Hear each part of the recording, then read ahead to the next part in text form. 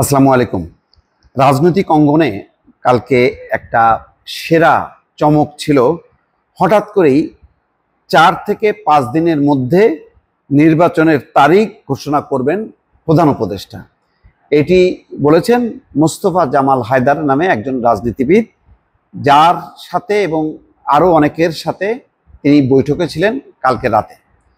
সেই বৈঠকের পর সাংবাদিকদেরকে তিনি এই কথা বলেছেন যে ৪ থেকে ৫ দিনের মধ্যে নির্বাচনের তারিখ ঘোষণা করবেন। প্রধান উপদেষ্টা অবশ্য নিজের মুখে কিছু বলেনি, তার প্রেস উইং কিছু বলেননি। তবে ইঙ্গিত আছে যে পরিস্থিতি এমন তৈরি করা হচ্ছে যাতে নির্বাচনটা পিছিয়ে যায় বা নির্বাচনের ব্যাপারে যে কার্যক্রম হাতে নেবে সেটা যাতে না করতে পারে, এই জন্য ষড়যন্ত্র হচ্ছে।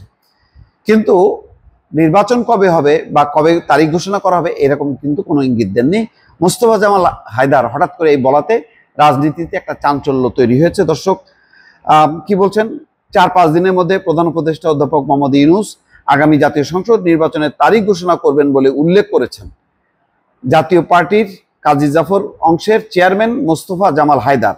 রাষ্ট্রীয় অতিথি ভবন যমুনায় শনিবার বিকেলে প্রধান উপদেষ্টার সঙ্গে ১৪টি রাজনৈতিক দলের সঙ্গে বৈঠক শেষে মোস্তফা জামাল হায়দার সাংবাদিকদের এই কথা বলেছেন।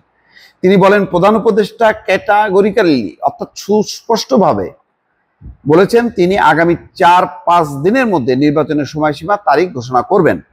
আলোচনার সবচেয়ে ফলপ্রসূ বিষয় হচ্ছে এটা, দেশের যে অরাজকতা তার একমাত্র সমাধানের পথ নির্বাচন। এটা সরকার বুঝতে পেরেছে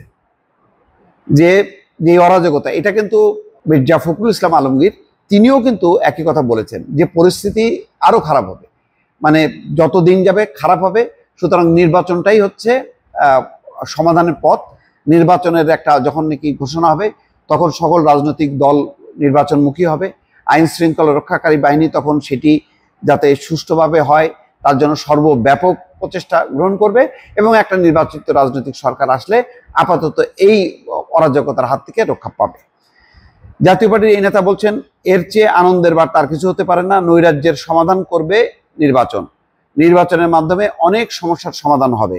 বৈঠক শেষে লেবার পার্টির সভাপতি মুস্তাফিজুর রহমান সাংবাদিকদের বলেছেন, প্রধান উপদেষ্টাকে তিনি বলেছেন, আইন শৃঙ্খলা রক্ষায় সরকার চরমভাবে ব্যর্থ হয়েছে।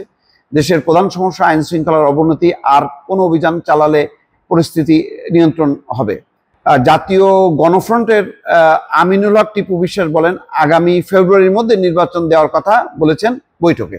আর এনপিপির চেয়ারম্যান ফরিদুজ্জামান বলেন, প্রধান উপদেষ্টাকে অবিলম্বে নির্বাচনের তারিখ ঘোষণা করতে বলেছেন তারা। নির্বাচিত সরকার থাকলে দেশে সন্ত্রাস করবে। বোঝা যাচ্ছে যে যখন নাকি মোস্তফা জামাল হায়দার এই কথা বলছেন তখন অন্যরা কিন্তু তার বিপরীত কোনো কথা বলেননি, অর্থাৎ একটা ইঙ্গিত দিয়েছেন। তবে এটা কিন্তু এখনো দুভাষা থেকে গেল। এই কারণে যতক্ষণ প্রধান উপদেষ্টার তরফ থেকে তার প্রেস উইং বা নির্বাচন কমিশন, তারিখ তো আর প্রধান উপদেষ্টা বলতে পারেন না, তারিখ ঘোষণা করবেন নির্বাচন কমিশন। সুতরাং নির্বাচন কমিশন যতক্ষণ এটা খোলাসা না করছে ততক্ষণ কিন্তু পরিষ্কার হচ্ছে না, একটা ধোঁয়াশা থেকে গেল। তবে নিঃসন্দেহে বলা যায় এই তারিখ ঘোষণার কথা বলাতে একটা রাজনীতিতে চাঞ্চল্য তৈরি হয়েছে। দর্শক ভালো থাকবেন, আল্লাহ হাফেজ।